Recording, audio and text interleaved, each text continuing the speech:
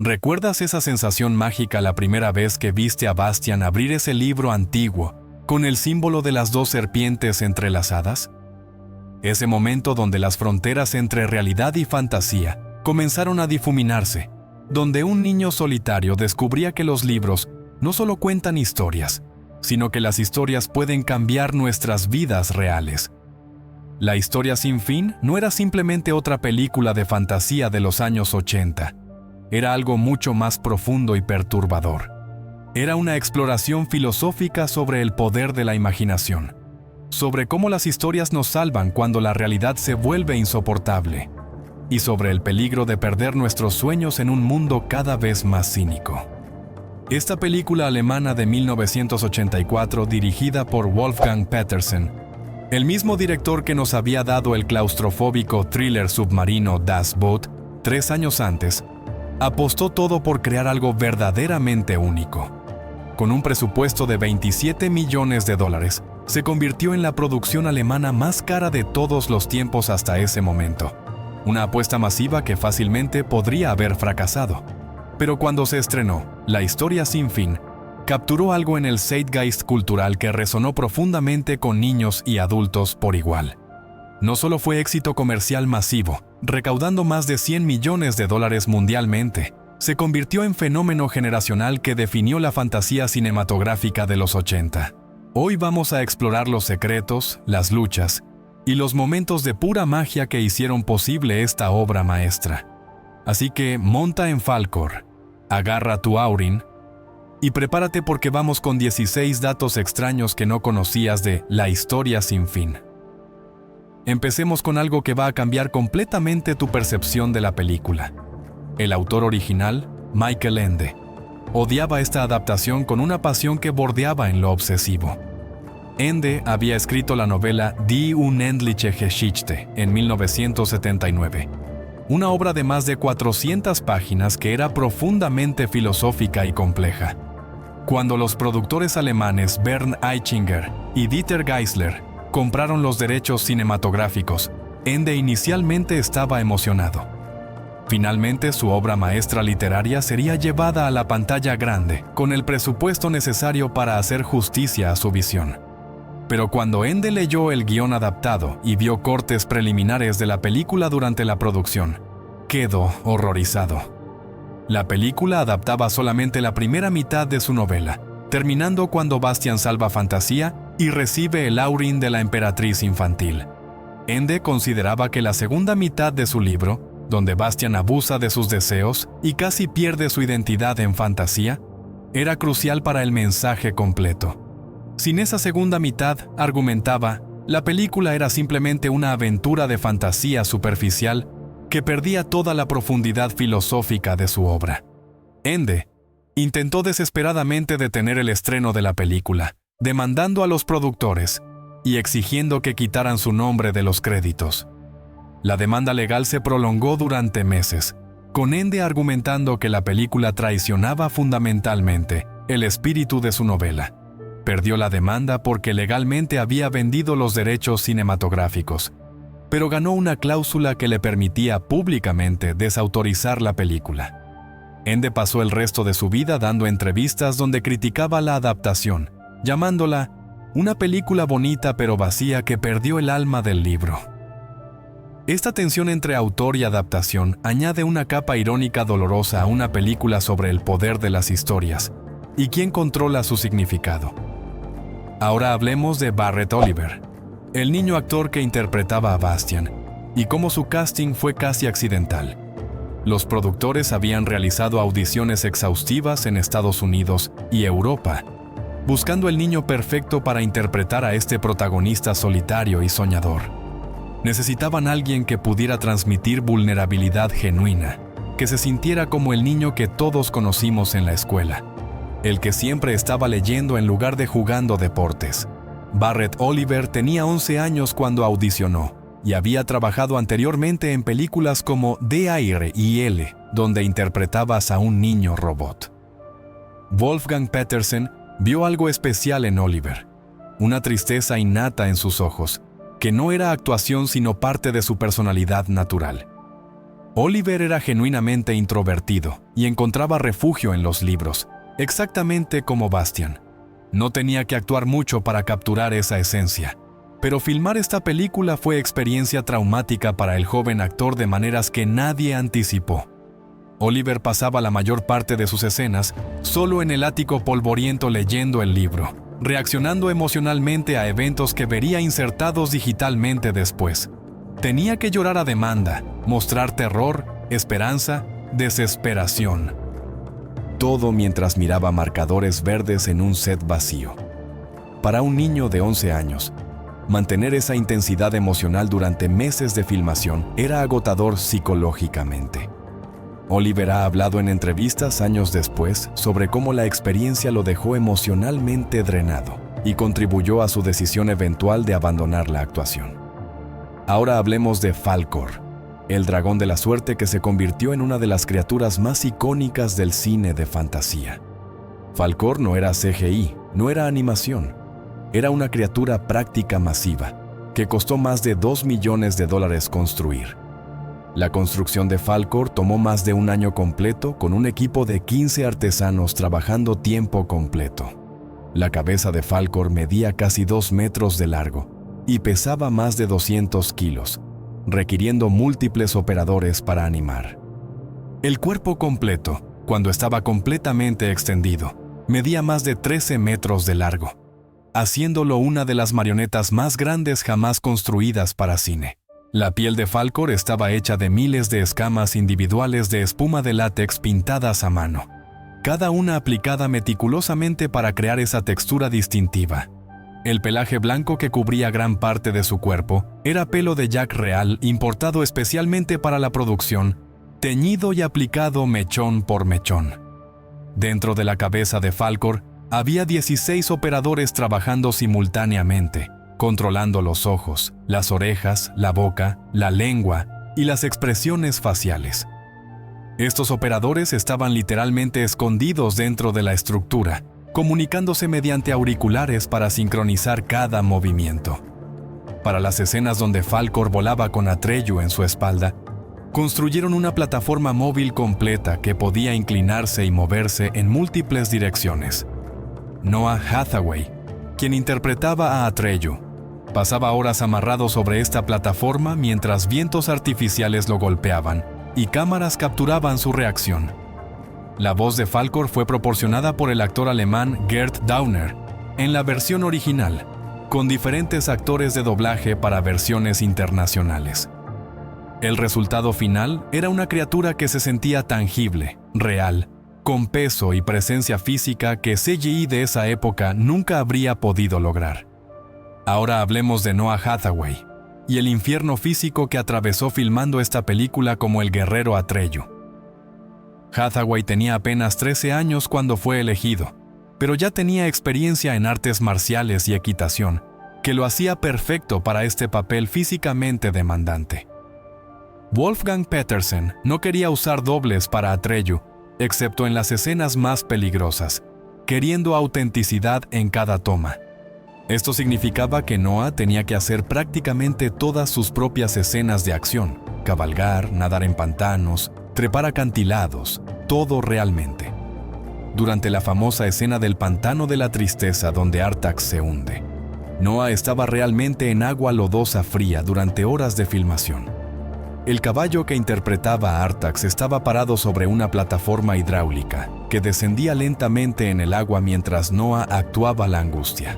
Pero el caballo estaba genuinamente nervioso por el agua y la sensación de hundirse, relinchando de miedo real, que Noah tenía que navegar mientras actuaba. Noah desarrolló hipotermia leve durante estas tomas debido a la exposición prolongada al agua fría, requiriendo calentadores y mantas entre tomas. Pero la lesión más seria ocurrió durante una escena de acción que casi termina su participación en la película permanentemente. Durante una escena donde Atreyu es perseguido por Gemork el lobo, Noah fue golpeado accidentalmente por la marioneta mecánica del lobo. La mandíbula mecánica de Gemork se cerró sobre la pierna de Noah con fuerza real, causándole una laceración profunda que requirió múltiples puntos de sutura. Noah tenía que continuar filmando apenas días después del accidente. cojeando en escenas que tuvieron que ser coreografiadas alrededor de su lesión. Años después, Hathaway ha descrito la experiencia como físicamente brutal, pero también transformadora, enseñándole sobre resistencia y dedicación profesional. Ahora viene algo técnicamente fascinante sobre cómo crearon el mundo de fantasía con los efectos especiales disponibles en 1984. Brian Johnson, el supervisor de efectos especiales, había trabajado anteriormente en películas como Alien y El Imperio contraataca. Johnson enfrentaba el desafío de crear un mundo de fantasía completo, sin la ayuda de CGI moderno, dependiendo completamente de efectos prácticos y ópticos. Para las escenas de la nada consumiendo fantasía, usaron una combinación de humo, iluminación negativa y técnicas de composición óptica. La nada era representada físicamente mediante cortinas negras de terciopelo, que absorbían toda la luz, creando vacío visual absoluto. Edificios y paisajes siendo consumidos por la nada fueron filmados como modelos a escala siendo cubiertos por estas cortinas negras en reversa, luego invertidos en edición. Para las puertas de la esfinge que disparan rayos láser desde sus ojos, construyeron esculturas masivas de 20 metros de altura con ojos mecanizados. Los rayos láser eran efectos ópticos añadidos en postproducción, pero las explosiones cuando los rayos golpeaban el suelo eran pirotecnia real. El Oráculo del Sur con sus espejos gigantes fue uno de los sets más elaborados, construido completamente en Estudios Bavaria en Múnich. Los espejos eran réplicas masivas hechas de material reflectante especial que permitía filmar sin capturar accidentalmente las cámaras en las reflexiones. Para las escenas donde Bastian ve su propio reflejo leyendo el libro, usaron técnicas de proyección trasera sincronizadas con precisión milimétrica. Ahora hablemos de la emperatriz infantil, interpretada por Tammy Stronach, cuyo casting tiene una historia fascinante. Los productores buscaban una niña que tuviera cualidad etérea, casi alienígena, alguien que no se sintiera completamente humana. Audicionaron a miles de niñas en Europa y Estados Unidos durante más de un año sin encontrar a la persona correcta. Tammy Stronach tenía solo 10 años y vivía en San Francisco cuando su madre, que era bailarina profesional, la llevó a una audición. Tammy nunca había actuado profesionalmente antes, pero tenía entrenamiento extenso en danza que le daba una gracia física inusual. Wolfgang Petersen quedó hipnotizado por Tammy en su audición. Había algo en sus ojos, en cómo se movía, que era exactamente la cualidad mística que buscaba. Tammy solo aparece en los últimos 20 minutos de la película, pero su presencia es tan magnética que define toda la experiencia. Su famosa línea "Bastian, di mi nombre" se ha convertido en uno de los momentos más memorables del cine de fantasía. Pero aquí viene algo que pocos saben. Después de La historia sin fin, Tammy Stronach nunca actuó en otra película. Regresó a su vida normal en San Francisco, continuó con su entrenamiento de danza y eventualmente se convirtió en bailarina y coreógrafa profesional. En entrevistas décadas después, Tammy ha explicado que la experiencia de ser la emperatriz infantil fue tan intensa y única que nada más en actuación podía compararse. Sintió que había alcanzado algo especial y perfecto en ese papel, y no quería diluir esa memoria intentando replicarla. Esta decisión de abandonar el cine después de un solo papel icónico le da a su interpretación una cualidad casi mítica, como si la emperatriz infantil hubiera sido real y simplemente desapareció de vuelta a fantasía. Ahora hablemos de algo que define completamente la experiencia emocional de la película: la banda sonora y especialmente esa canción que todos conocemos. Limahl, el cantante británico y exmiembro de la banda Kaya Gugu, fue contratado para cantar el tema principal de Never Ending Story. La canción fue compuesta por Giorgio Moroder, el legendario productor italiano responsable de definir el sonido del synth pop de los 80. Moroder quería crear algo que capturara tanto la magia de la fantasía como el pop comercial que dominaría las radios internacionalmente. El resultado fue esa melodía irresistiblemente pegajosa con su coro memorable, que instantáneamente te transporta de vuelta a 1984. La canción alcanzó el top 10 en múltiples países y se convirtió en uno de los temas cinematográficos más reconocibles de la década. Pero lo que muchos no saben es que la versión de la canción que escuchas durante los créditos finales es diferente de la versión de radio. La versión cinematográfica tiene un tempo ligeramente más lento y arreglos orquestales adicionales que la hacen más épica y cinematográfica. La banda sonora completa, compuesta por Klaus Doldinger y Giorgio Moroder, mezcla sintetizadores modernos con orquestación tradicional de manera innovadora. Para las escenas más dramáticas como el vuelo de Falkor o la confrontación con Gemork, Doldinger empleó una orquesta sinfónica completa de 80 músicos. Esta combinación de electrónica ochentosa con grandeza orquestal clásica le da a la película su sonido distintivo que no suena completamente fechado incluso décadas después. Ahora viene algo sobre el presupuesto y cómo esta producción alemana logró competir con Hollywood. Los 27 millones de dólares que costó La historia sin fin eran aproximadamente el triple del presupuesto de una producción alemana típica. Los estudios Bavaria en Múnich fueron transformados completamente para acomodar los sets masivos necesarios para fantasía.